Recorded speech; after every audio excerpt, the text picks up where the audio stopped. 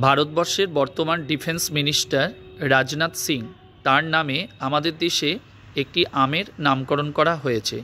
কি নাম? মনে রাখবে, রাজনাথ আম। এবার কোশ্চেন হতে পারে এই নামটি কে দিয়েছেন?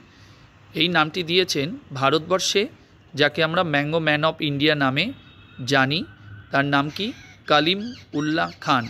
তিনি তোমার এই আমের নামটা দিয়েছেন। এবার কোশ্চেন হতে পারে ইনি কোথাকার বাসিন্দা?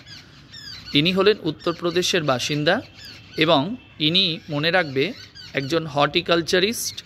আর কি মনে রাখবে, ইনি 2008 সালে কি পুরস্কার পেয়েছে? পদ্মশ্রী সম্মান পেয়েছেন।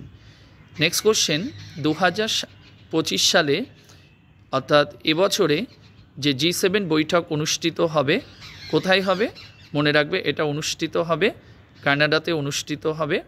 এবং এবছরে এই বৈঠকে কানাডার যিনি প্রধানমন্ত্রী মার্ক কার্নি ভারতের প্রধানমন্ত্রীকে এই বৈঠকে অংশগ্রহণ করবার জন্য আমন্ত্রণ জানিয়েছেন।